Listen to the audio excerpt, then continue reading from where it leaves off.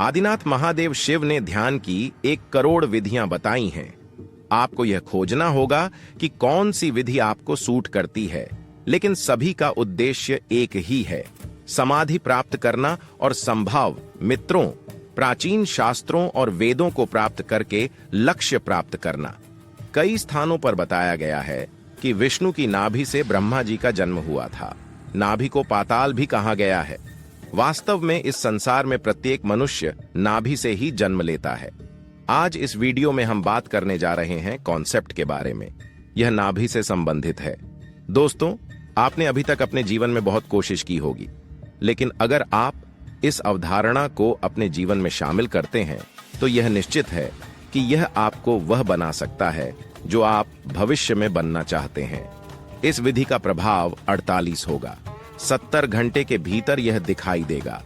अगर आप इस प्रक्रिया और इस तरीके को सीख लेते हैं तो यह तय है कि आप अपने जीवन का जो कुछ भी बनाना चाहते हैं उसे बहुत आसानी से बना सकते हैं। यह तरीका जो मैं आपको इस तरीके के बारे में बताने जा रहा हूं, मैं बहुत भाग्यशाली हूं कि मुझे आप जैसे ग्राहक मिले हैं। आप लोगों से जितना प्यार मिला है मैं उसे कभी नहीं चुका सकता।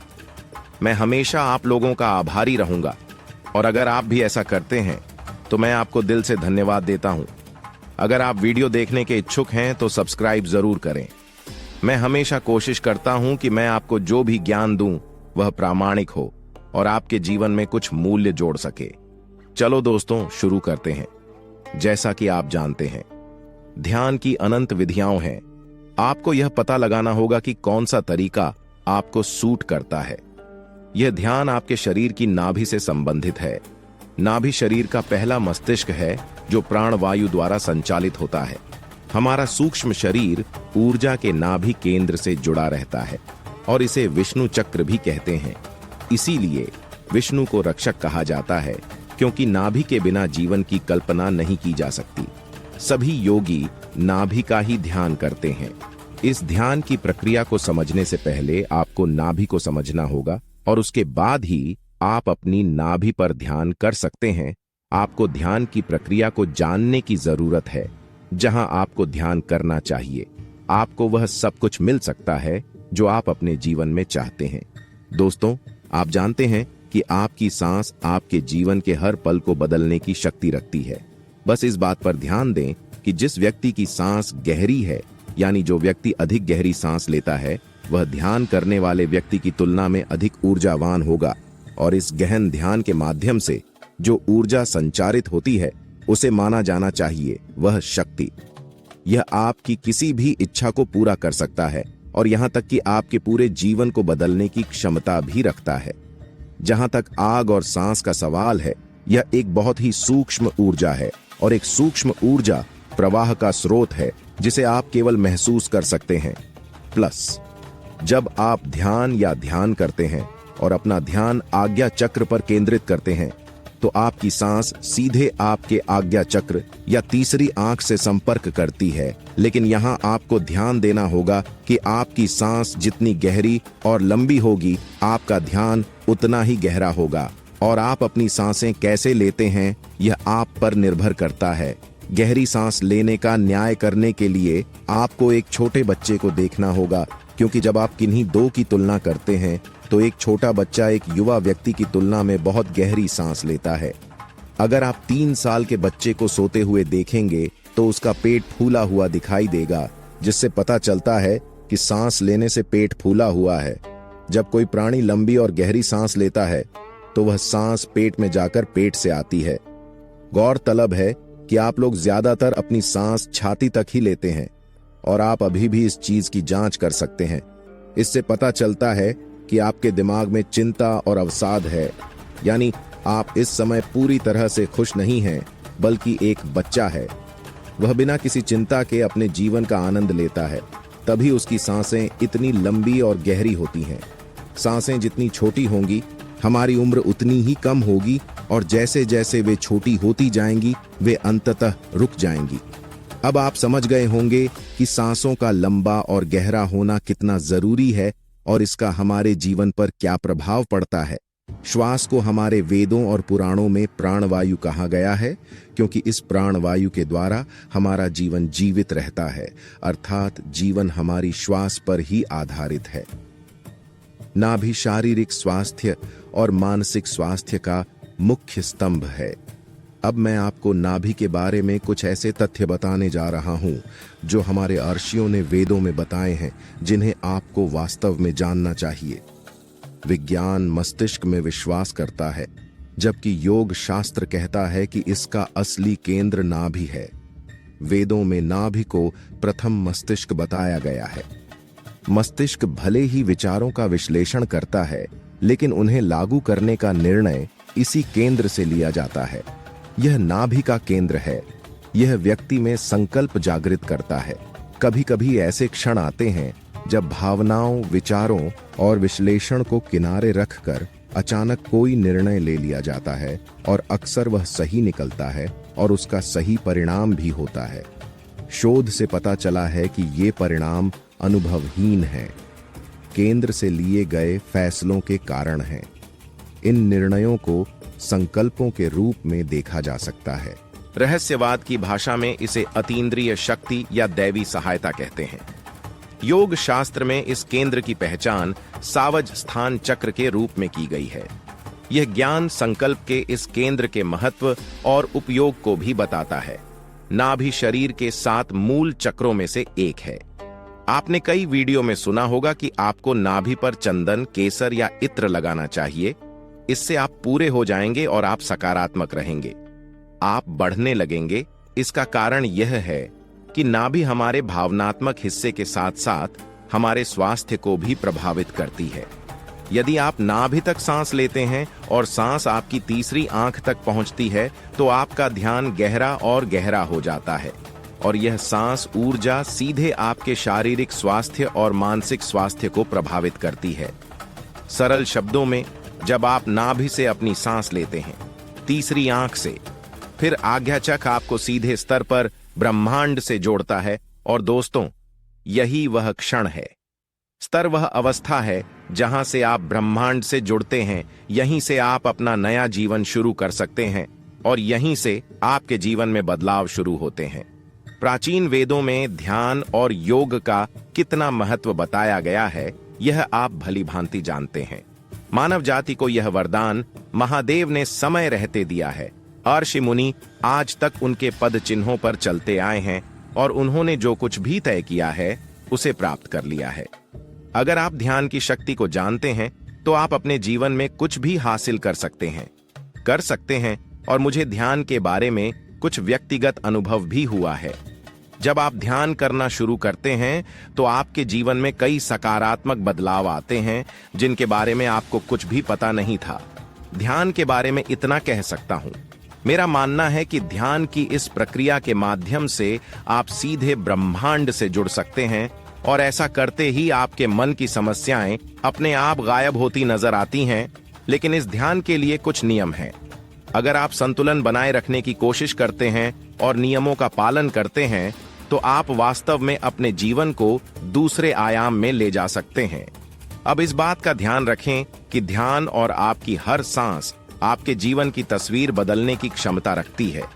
आप सुंदर होना चाहते हैं, यदि आप स्मार्ट बनना चाहते हैं, आप कुछ नया शुरू करना चाहते हैं, आप कुछ भी हासिल करना चाहते हैं, आप कुछ भी बनना चाहते हैं, तो याद रखें कि इसे आपसे और अपनी ऊर्जा से शुरू करना होगा। और यह तब होगा जब आप मानसिक और शारीरिक दोनों रूप से होंगे। स्वस्थ रहने के लिए आपका स्थिर होना बहुत जरूरी है, और यह सरल मेडिटेशन आपको इन सभी चीजों में परफेक्ट बनाता है। तो आइए जानते हैं वह प्रक्रिया जिससे आप अपना जीवन बदल सकते हैं। अब मैं आपको मेडिटेशन के कुछ ऐसे तरीके बताने जा रहा हूं जो वाकई में फायदेमंद हैं। इससे कोई फर्क नहीं पड़ता कि आपने पहले कभी ध्यान किया है या नहीं, आपको बस वही करना है जो मैं आपको बताने जा रहा हूं। सबसे पहले, जब आप ध्यान शुरू करते हैं, तो ध्यान से पहले आप 10 वैकल्पिक श्वास करेंगे, जो आपकी नाक और दिमाग की मांसपेशियों को सक्रिय करेंगे। इसके लिए आप पहले बाएं नोजल को बंद कर देंगे और दाएं नोजल से एक गहरी सांस लेंगे, और कुछ समय के लिए इसे पकड़ने के बाद आपको 11 तक गिनना है और उसके बाद आपको सांस छोड़नी है। और यही प्रक्रिया 5 बार दाएं नोजल से और 5 बार बाएं नोजल से करनी है। इसके बाद आपको 2 प्रक्रिया करनी है, दोनों। आपको 50-50 सांसें लेनी होती हैं, जिस तरह से मैं आपको बताऊंगा कि कैसे सांस लेनी है। और यह ध्यान आपकी ऊर्जा को नाभि से तीसरी आंख तक ले जाएगा। इस प्रक्रिया के दौरान आगे वीडियो में कुछ ऐसे शब्दों का भी जिक्र किया गया है जिन्हें सुनने के बाद आपके दिमाग में आएगा। आपको ध्यान के अंदर रहकर उसी तरह की कल्पना करनी होगी और इन शब्दों की मदद से आपकी सांस आपकी नाभि तक जाएगी और एक सकारात्मक ऊर्जा पैदा करेगी। और फिर वही ऊर्जा आपके सामने के चक्र तक पहुंच जाएगी, जहां से आपका ध्यान गहराई में जाने लगेगा और आप इन शब्दों की मदद से आप ब्रह्मांड से जुड़ पाएंगे। यह वास्तव में आपके लिए एक अद्भुत अनुभव होगा। तो चलिए इस प्रक्रिया की ओर बढ़ते हैं। अलोम विलोम करने के बाद आप उसी स्थिति में बैठे रहे जिस स्थिति में आप अब भी बैठे हैं, ठीक वैसे ही जैसे मैं बोल रहा हूं। आपको शरीर में कुछ न कुछ करते रहना है, कोई हरकत नहीं होनी चाहिए, कोई चिंता नहीं होनी चाहिए। अपनी आंखें बंद रखें और गहरी सांस लें और महसूस करें कि आपकी सांस नीचे जाते समय सीधे आपके मस्तिष्क में ऊपर की ओर जा रही है। और अब उस सांस को नाभि पर रोक दें। अब महसूस करें कि आपका पेट पहले से ही फूला हुआ है। और दूसरा लक्षण यह है कि आपको ध्यान में एक सफेद रोशनी दिखाई देगी जो एक रेखा की तरह होगी। जब आप अपनी आंखें बंद करेंगे और अपनी सांस पर ध्यान केंद्रित करेंगे, यह सफेद रोशनी आपकी नाभि से आपके मस्तिष्क तक जाती है। महसूस करेंगे दोस्तों, जब आप ऐसा करेंगे तो आप अपनी चेतना को नाभि के पास भी अनुभव कर पाएंगे और आपका मन बिल्कुल शून्य हो जाएगा। जब आप इस प्रक्रिया के माध्यम से ध्यान करते हैं तो आपको पता चल जाएगा कि ध्यान वास्तव में कितना शक्तिशाली है और यह आपको क्या नहीं दे सकता है। इस प्रक्रिया में आपको अपने शरीर को पूरी तरह से ढीला छोड़ना होता है और सांस को पूरी तरह से आराम देना चाहिए, ताकि सांस जितनी धीमी हो उतना ही अच्छा हो। अपनी सांस पर कोई दबाव न डालें। क्यों सांस को दबाकर शांत नहीं किया जा सकता है? अगर आप सांस को नियंत्रित करते हैं, अगर आप रुकेंगे तो आपकी सांसें तेज चलने लगेंगी। इसीलिए अपनी सांसों को ढीला करके ही न रोकें। इस प्रक्रिया में आपका ध्यान कई बार भटक सकता है। कहीं आवाज आएगी, कहीं आपका ध्यान जाएगा, कहीं कोई कुछ कहेगा, आपका ध्यान जाएगा, कोई विचार अंदर आएगा और आपका ध्यान जाएगा। इससे मत लड़ो। ध्यान हट जाए तो चिंता न करें। जैसे आप सोचते हैं कि आपका ध्यान हट गया है, अगर आप इसे वापस नहीं भी लाते हैं तो भी संभावना है कि 2 से 4-8 दिनों के भीतर इस प्रयोग से आप अपने भीतर एक गहरी शांति का अनुभव करेंगे। होने लगेगा। आप बच्चे की तरह ही सरल चेतना में प्रवेश करेंगे। मन निश्चल प्रतीत होगा और आप जितनी देर नाभि के पास रहेंगे, मन उतना ही अधिक रहेगा। और जब नाभि के पास रहना आसान हो जाएगा, मन पूरी तरह निश्चल हो जाएगा, चाहे आप कितना भी प्रयास करें।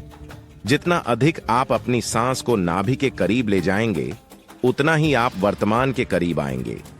अब इस प्रक्रिया को करते हुए जैसे ही आपकी 50 सांसें पूरी होंगी, उसके बाद आपकी 51वीं सांस आएगी।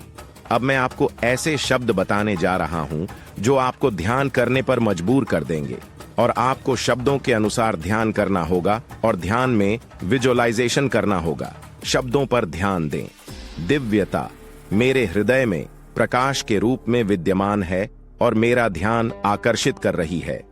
अब आपका मन ब्रह्मांड के बारे में है। गहराई में जाने पर जैसे जैसे आप गहराई में जाएंगे, आपको मिल्की वे दिखाई देने लगेगी, जिसमें बीच में एक बिंदु पर कमल के फूल जैसी आकृति दिखाई देगी।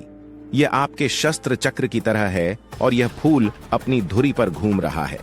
अब आप ब्रह्मांड को देख सकते हैं। आप AUM की ऊर्जा से जुड़े रहे हैं और यह सब कल्पना करते ही उसके ठीक बाद आप किसी भी मंत्र या सिर्फ अपने इष्ट देव या देवी के नाम का जाप कर सकते हैं। और अगर आपको वह भी नहीं पता है तो आप सिर्फ AUM का जाप कर सकते हैं। आप इसे अपने मन में या बोलकर भी कर सकते हैं, लेकिन आपको अपना ध्यान उसी पर केंद्रित रखना होगा। आपको यह 27 बार करना होगा। ध्यान रखें कि आपको ओम के इस नाम का जाप करना है और 50 सांसों के भीतर ही देव को खाएं। इसके बाद यह आपकी मुख्य प्रक्रिया शुरू होती है और अब महसूस करें कि आप भविष्य में अपना जीवन कैसा चाहते हैं। आप जो कुछ भी बनना चाहते हैं, जिस भी स्थिति में आप रहना चाहते हैं, अपने आप को ठीक उसी तरह देखने की कोशिश करें जैसा आप चाहते हैं। आप जो भी कल्पना करते हैं, आपको उस पर विश्वास करना चाहिए। आपको यह भी करना होगा, धीरे धीरे आपको इसका असर दिखना शुरू हो जाएगा। बहुत जल्द आपके जीवन में बदलाव आने शुरू हो जाएंगे। मेरी आपसे गुजारिश है कि आपको जो भी अनुभव हो, कमेंट करके जरूर बताएं। मुझे आपकी टिप्पणी का इंतजार रहेगा। बहुत बहुत धन्यवाद। धन्यवाद दोस्तों।